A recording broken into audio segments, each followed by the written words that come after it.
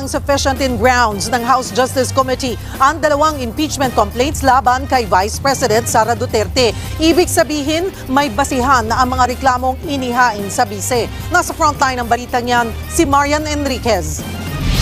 The chair declares the third Oy, magbayad ka ng utang mo, kapal-kapal ng mukha mo.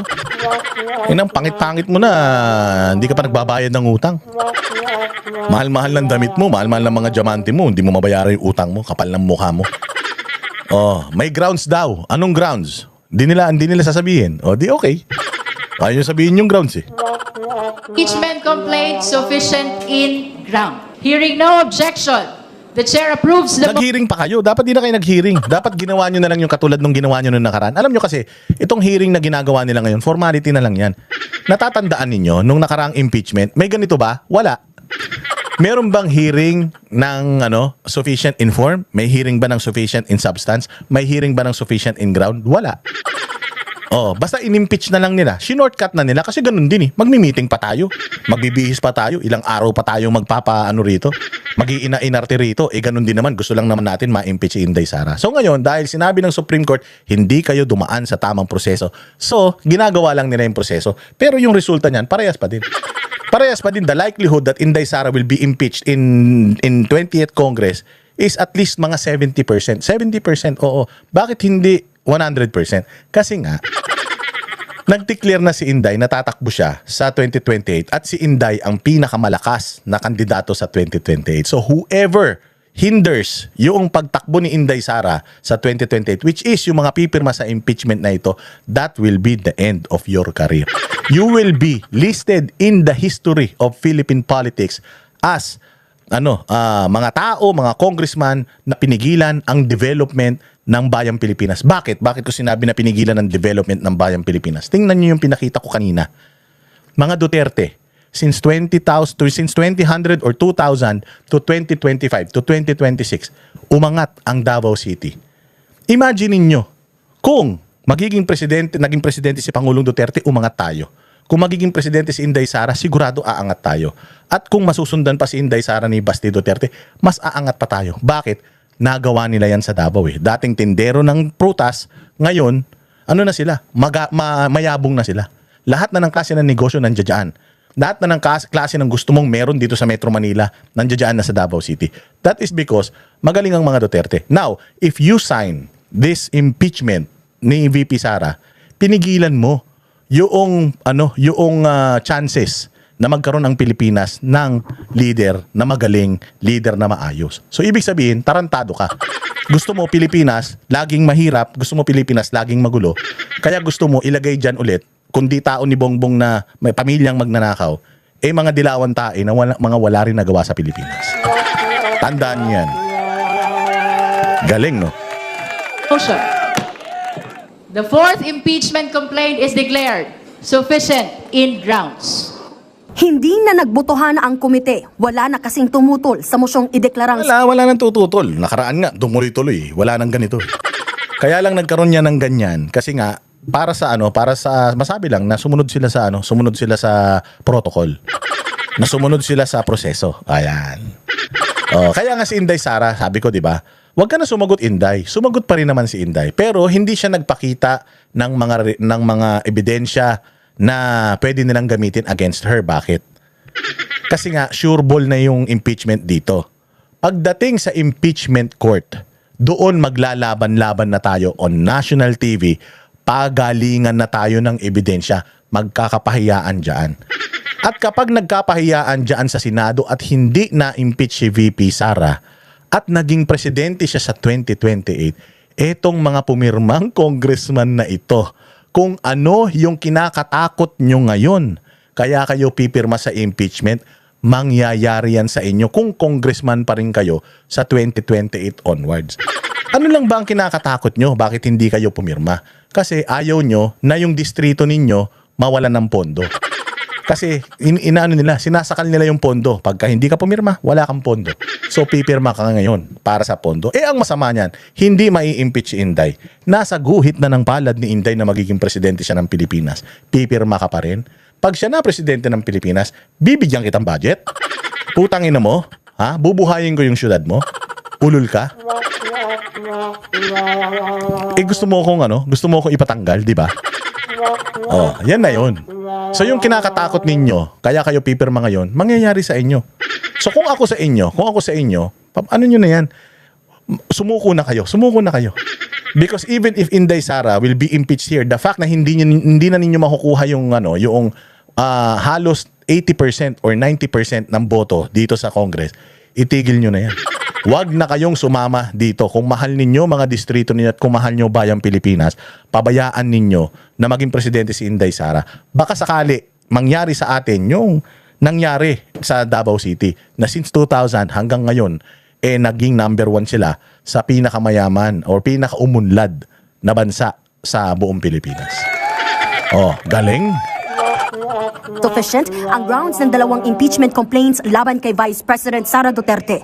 Kanina, sumentro ang deliberasyon sa naging sagot ni VP Sara sa laman ng mga reklamo. Pero ayon sa House Committee on Justice, bigo si VP Sara na sagutin ang mga aligasyon. Umikot daw kasi ang sagot ng bise sa aniyay paglabag sa kanyang karapatan sa due process at motion para ibasura ang mga reklamo na pinagbabawal sa House Rules on Impeachment. Giit ni Committee Chairperson Jervil Luistro, Korte Suprema lang ang makasasagot sa issue ng due process ni VP Sara.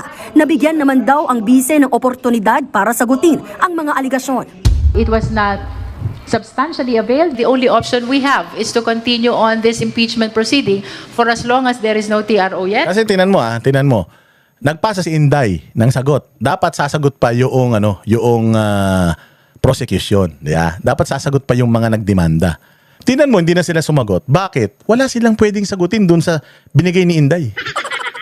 O imaginein mo, kung si Inday Sara, ipinagtanggol niya yung sarili niya, nagpresenta siya ng ebidensya. O idinalaman ngayon nila kung ano yung hawak ni Inday Sara. Yung barahan ni Inday Sara sa pusoy, mapupusoy nila. Kasi sasagot sila. Siyempre yung sagot nila nakabase doon sa kung ano yung ipinasa ni Inday sa kanila. So pointless na gawin ni Inday yun kung alam naman niya na yung mga kaluluwa nito nabili na. Pointless. So there is a proper forum to release all those evidence. Yan yung impeachment court. Congress is not an impeachment court. Congress is acting like a fiscal or para lang silang piskalya. Sila lang yung nagsasabi kung itong kaso na to ay dapat nang iakyat sa korte. Ang magdidesisyon niyan yung korte. Sino korte? Senado. At ano yung mga senador? National position yan. Ibig sabihin, ang boto na kailangan nila buong Pilipinas. Visayas, Mindanao, kay Inday Sara yan. Visayas, Mindanao, kay Inday yan. Pati Metro Manila, kanya yan.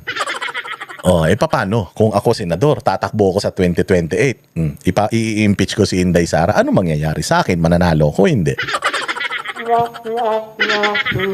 Kayo na ang bahalang Kaya sabi ko, wala to. Kahit ma-impeach si Inday niyan sa Congress, na mababa pa nga yung, or malaking pa nga yung yung at least mayroong konting chances na hindi pa nga siya ma-impeach yan. Nagkakagulo na sila, di ba?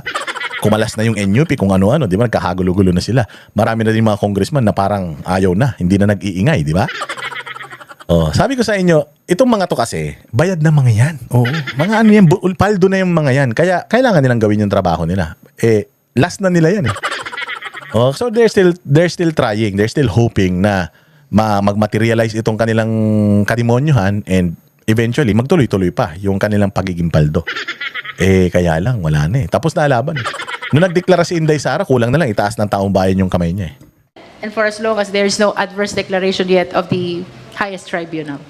Parehong lumusot sa House Committee on Justice ang ikatlong impeachment complaint o ang Sabaya et al. Na siyang inendorso ni ML Party List Representative Leila De Lima at ang inihabol na ika-4 na impeachment complaint ni Attorney Nathaniel Cabrera na inendorso ni na Congressman Benny Abante at Paulo Ortega. Kabilang sa grounds for impeachment ang pag-commit umano ni VP Sara ng culpable violation of the Constitution. Ayan, lahat yan sinagot ni Inday. Culpable violation of Constitution, sabi niya, wala kang ebidensya.